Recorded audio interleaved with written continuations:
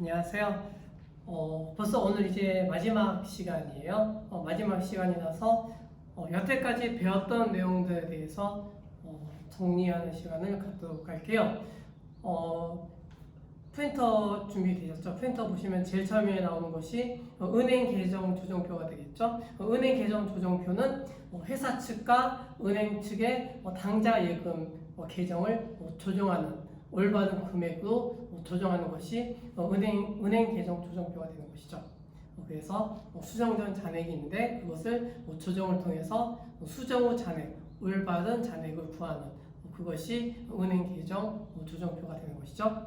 그 다음에 이제 두 번째 우리가 공부했던 내용 이제 리스에 대해서 공부했죠. 리스. 그래서 리스라고 하는 것은 비행기 산업 있죠. 비행기 산업 같은 것을 고가 제품이 되겠죠. 고가 제품이니까 그것을 살 수가 없겠죠. 살 수 없으니까 그것을 리스해 오는 거죠. 빌려오는 거죠. 빌려오고 거기에 해당하는 수수료 이것을 지급하는 형태 이것이 리스가 되는 거죠. 그 다음 페이지에 보시면 이제 3번 다기간 이연 법인세가 나오죠.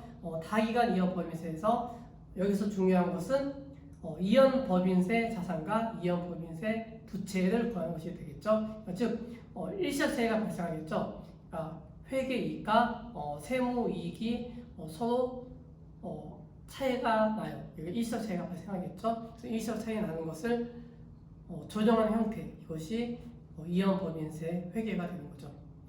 그 다음에 이제 네 번째가 회계 변경. 회계 변경이 없다는 것이 있었죠. 네, 제일 처음에는 회계 정책의 변경, 두 번째는 회계 추정의 변경 두 가지 있었죠. 그리고 우리가 또 공부했던 내용이 이제 오류 수정에 대해서 공부했죠. 오류 수정이라고 하는 것은 non-갭에서 갭으로 옮겨간 형태. 그러니까 오류가 있는 형태를 올바른 것으로 회계 처리해서 수정하는 것 이것이 오류 수정이 되겠죠. 이런 것들에 대해서 공부했고 그 다음에 이제 마지막으로 이제 현금표에 대해서 공부했는데 오늘 공부한 내용은 5가지 문제만 풀어보도록 할게요. 그래서 이제 제일 처음에 이제 문제 1번 나오죠. 문제 1번을 읽어보시고 한번 풀어보세요.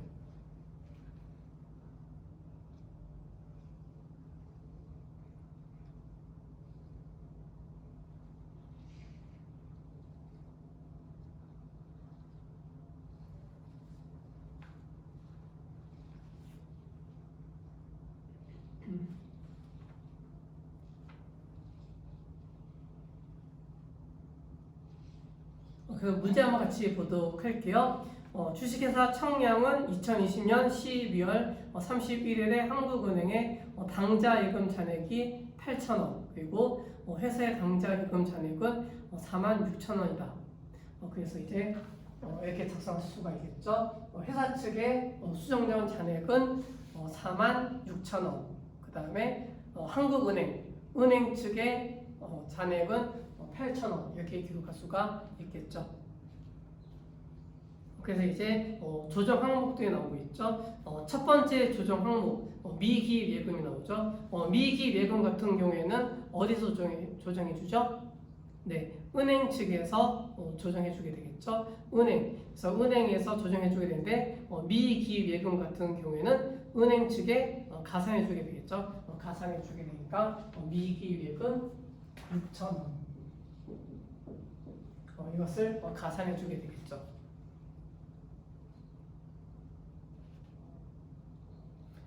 두 번째, 기입 발행 미인출수표 나오죠. 기입 발행 미인출수표는 어느 측에서 조정하게 되죠? 네, 이것도 은행 측에서 조정해 주게 되겠죠. 은행 측에 조정해 주게 되니까 4,000원 이렇게 기록해 주면 되겠죠. 4,000원인데 기입 발행 미인출수표 같은 경우에는 은행 측에서 차감해 주게 되는 거죠. 차감해 주게 되니까 마이너스가 되는 거죠. 이렇게 기록해 주면 돼요.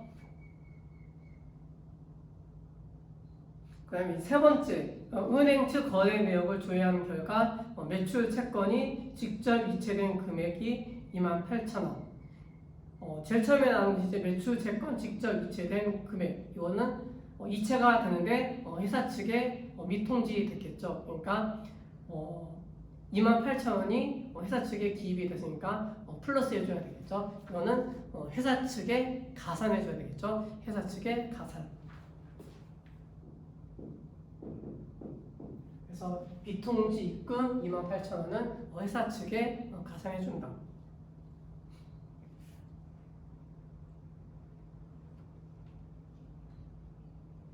그 다음에 이제 두 번째 나오는 것이 이제 은행 수수료 발생한 금액이 나오죠. 3,000원.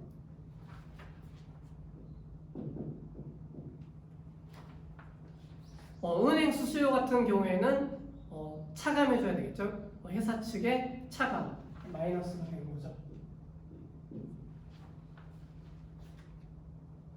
그 다음에 이제 다섯 번째, 부도수표 발생이 나오죠. 부도수표 발생액은 52,000원. 부도수표 발생 같은 경우에도 회사 측에서 차감해줘야 되겠죠.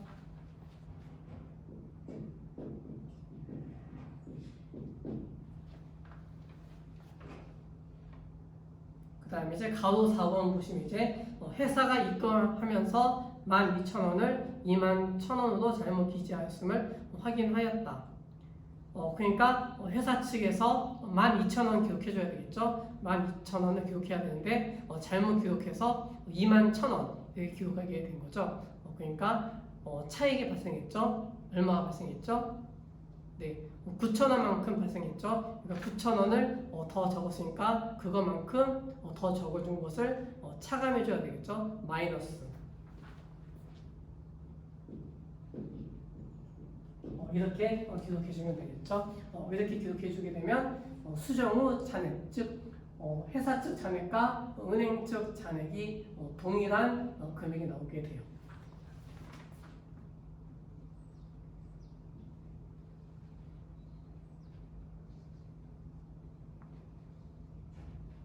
얼마가 나오죠? 네, 10,000원 나오게 되겠죠? 10,000원.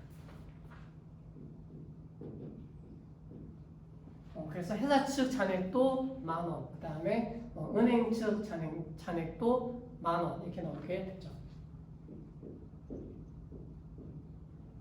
이렇게 해서 이제 첫 번째 은행 계정 조정표에 대해서 정리했어요. 그러니까 은행 계정 조정표는 당좌 예금 잔액을 회사 측과 은행 측의 잔액을 올바르게 수정하는 것, 이것이 은행 계정 조정표가 되는 거죠. 그래서 문제 1번까지 정리했어요.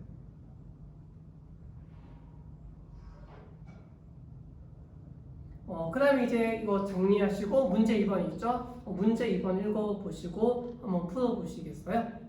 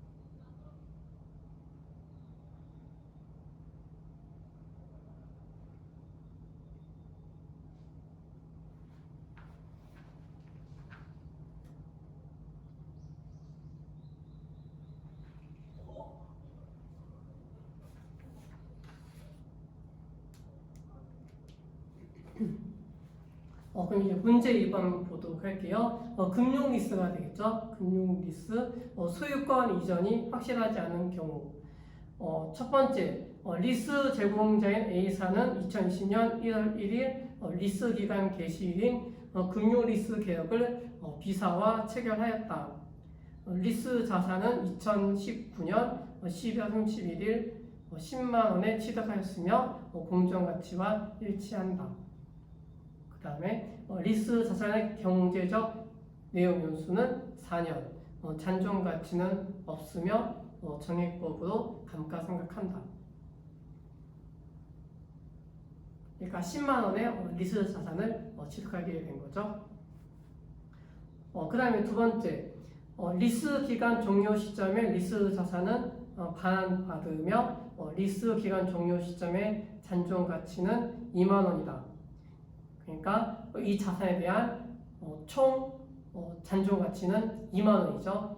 2만 원인데 계속 읽어보시면요. 리스 이용자인 B사는 리스 기간 종료 시점에 잔존 가치 중 15,000원을 보증하였으며, 그러니까 보증한 잔존 가치가 15,000원이 된 거죠. 그리고 리스 기간 종료 시점에서 리스 자산의 실제 잔존 가치는 13,000원이다. 그러니까 리스 이용자가 그 자산을 사용하고 실제로 남은 잔존 가치가 13,000원 되겠죠. 그러니까 15,000원 보증했는데 13,000원만큼의 차이가 발생했죠. 그러면 이 2,000원만큼의 리스 자산에 손실이 발생한 거겠죠. 보증 손실이 발생했어요. 그것을 이제 맨 마지막에 가서 조정해 주게 되겠죠. 그 다음에 이제 3번, 리스 기간은 3년으로 매년 12월 31일에 34,170원의 리스료를 지급하며, 그러니까 리스 이용자는 그 자산 사용하고 리스 제공자에게 34,170원씩 제공하게 되겠죠. 리스료 지급. 그러니까 이 리스를 지급하는 것은 리스 이용자 입장에서는 리스 비용이 되는 것이고 이자 비용이 되는 것이고, 리스 제공자 입장에서는 이자 수익이 되는 거죠. 그렇게 정리하시면 돼요. 그 다음에 A사와 B사의 결산일은 매년 12월 31일이다. 내재율 10%에서 현재 가치 계수가 나오고 있죠. 3년 10%의 현재 가치 계수는 0.7513, 그리고 연금 현재 가치 계수는 2.4868.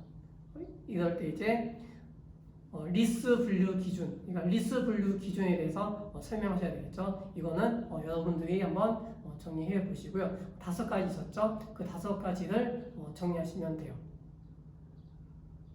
그 다음에 이제 리스 이용자 입장에서 2020년도 단기 손익에 미친 영향을 구하시오. 단기 손익에 미친 영향, 이것을 구하는 것은 이자 지급한 거 있죠. 이자 비용이 있겠죠. 이자 비용이 비용이 발생한 거죠. 그것을 구하면 되고 그 다음에 리스 이용자는 감가상각비가 있죠. 그래서 감가상각비를 가산해주면 되겠죠. 이자 비용과 감가상각비의 합 이것이 당기 손익이 되겠죠. 그것을 구하시면 되세요. 그래서 이제 리스 이용자 입장에서만 한번 구해 보도록 할게요. 그래서 이제 리스료가 34,170원씩 발생했죠. 그래서 이러한 표를 그릴 수가 있어요. 표를 그려서 이제 작성하게 되면 우리가 이제 이건 현재 가치 구하는 것이 되는 거죠. 현재 가치를 구하는 거니까 수수료, 그러니까 이자 발생한 것은 34,170원. 이것을 3년 동안 지급해 주게 되니까 연금 현재 가치 개수로 구하시면 되겠죠. 그래서 2.4868 이렇게 구하시면 되고요. 그 다음에 이제 보증 단종 가치는 한 번만 지급하면 되는 거죠. 마지막에 가서 보증 단종 가치를 구하게 되니까 15,000원 곱하기 현재 가치 개수 이렇게 구하시면 리스 부채 금액을 구할 수가 있겠죠. 리스 부채 금액을 구해 보세요.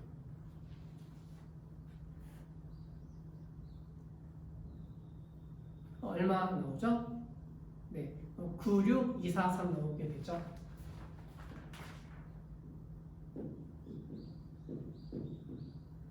96,243원 이렇게 나오게 되죠.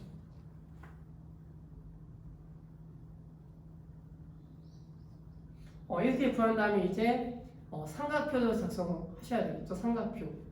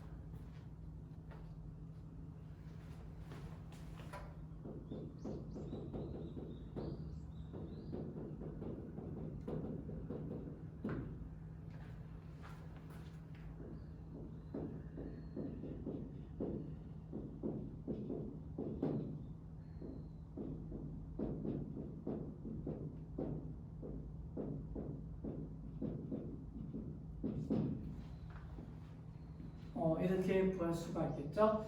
그래서 이제 2020년만 구하면 되겠죠. 그래서 2020년에 1월 1일자에 리스 부채, 즉 미상환 부채가 되겠죠. 미상환 부채는 저기 나와 있는 96243이 되겠죠. 96243이 되는 것이고 리스료는 34,170원 나오게 되겠죠. 34,170원. 그 다음에 실질이자는 10%가 되겠죠. 10%가 되니까 여기에 들어갈 것은 96243 곱하기 10% 해주면 되겠죠. 이렇게 해주게 되면 9624 이렇게 나오게 되겠죠.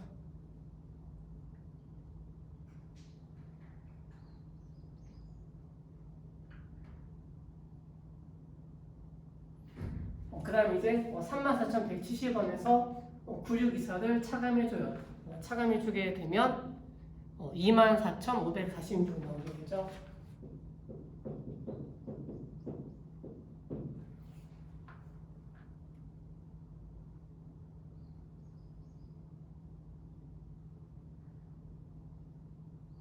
그러니까 필수료 34,170원에서 실질이자 9,624원을 차감해주면 되겠죠. 이렇게 더하면 부채 상환액이 나오게 되죠.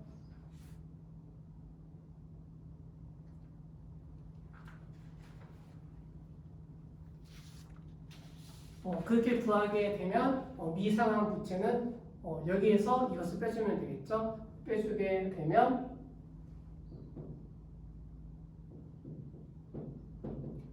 71,697원 이렇게 나오게 되겠죠. 여기서 이제 다시 실이자를 곱해주게 되면 여기가 리수료가 34,170원 이렇게 되는 것이고 곱해주면은 7170 나오게 되죠. 반올림 해주게 되니까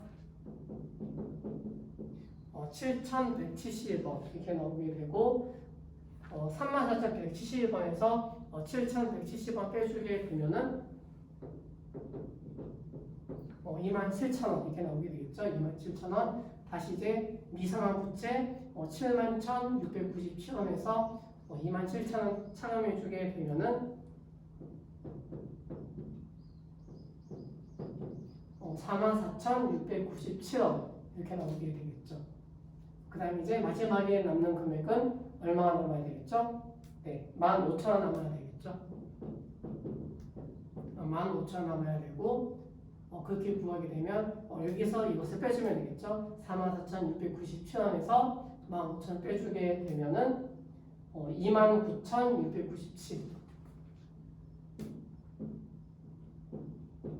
29,697원 이렇게 나오게 되고 여기 값이 이제 34,170원 이렇게 나오게 되고 여기 값은 4,413원 이렇게 나오게 되겠죠.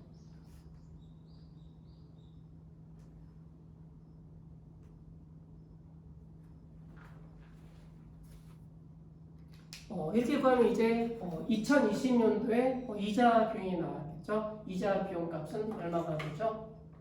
네. 9,624원이 나오게 되죠. 9,624원. 이것이 이자 비용.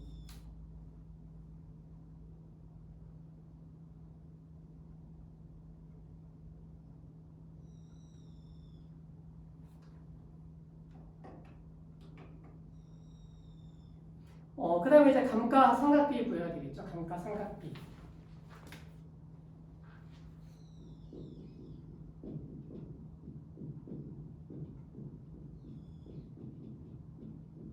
감가상각비는요, 사용권 자산의 원가가 있겠죠.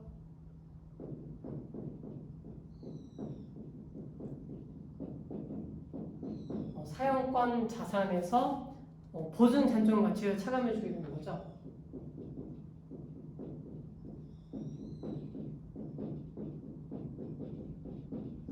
보증 잔존 가치를 빼준 다음에 이것을 둘 중에 작은 것으로 해주게 되는 거죠. 첫 번째는 경제적 내용연수가 있을 거죠. 내용연수. 그 다음에 리스 기간 중에 짧은 기간이 되는 거죠.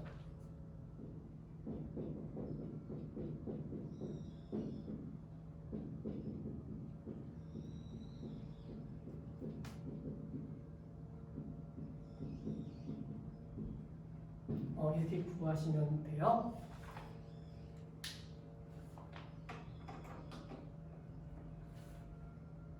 그럼 이 사용권 자산 금액은 얼마 나오죠? 네, 이 금액이 나오게 되겠죠.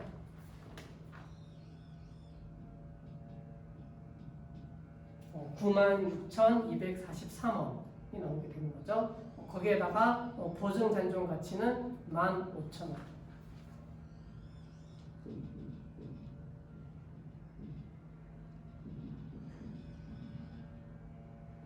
여기서 이제 리스 기간이랑 경제적 내연수의 둘 중에 작은 것이 되니까 리스 기간은 3년이 되는 거죠. 리스 기간 3년, 그 다음에 경제적 내연수는 4년이 되는 거죠. 그러니까 여기서 둘 중에 작은 것이 되니까 3년이 되겠죠. 3년이 되니까 96,243에서 15,000원 땡값해서 4월 나눠주게 되면 감가상각비가 나오게 돼요. 감가상각비 구해보세요.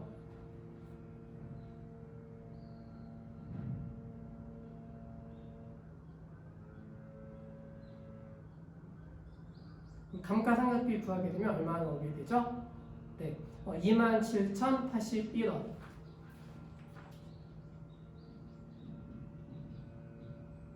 이렇게 나오게 되겠죠. 그래서 실질이자 9624와 그 다음에 감가상각비 27,081원을 더해줘요. 이렇게 더해주게 되면 당기 손익이 나오게 되죠. 비용이 나오게 되겠죠. 비용 인식이 돼요. 얼마가 나오게 되죠?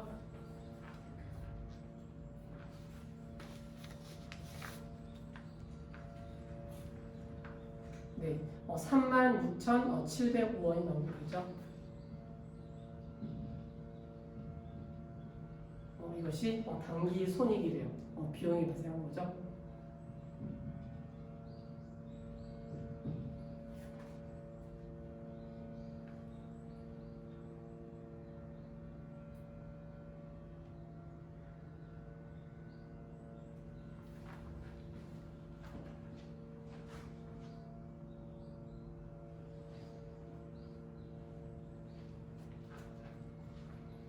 정리되셨죠? 그 다음에 이제 리스 분류 기준 말씀드릴게요. 리스 분류 기준은 5가지가 있죠. 첫 번째는 뭐가 있었죠? 네, 첫 번째 소유권 이전 약정 기준이 있죠. 소유권 이전 약정 기준. 그래서 세부 내용을 소술하셔야 되겠죠. 그 다음에 이제 두 번째는 연가 매수 선택권의 약정 기준이 있죠. 연가 매수 선택권. 두 번째, 그다음에 세 번째는 리스 기간 기준이 되겠죠. 리스 기간 같은 경우에는 75% 이상이 돼야 되겠죠. 75% 이상. 그다음에 네 번째는 공정가치 회수 기준이 있죠. 공정가치 회수 기준은 90% 이상이 돼야 되겠죠. 90% 이상. 그다음에 다섯 번째는 범용성이 없는 자산. 이렇게 정리하시면 돼요. 이렇게 해서 이제 금융 리스까지 정리가 됐어요.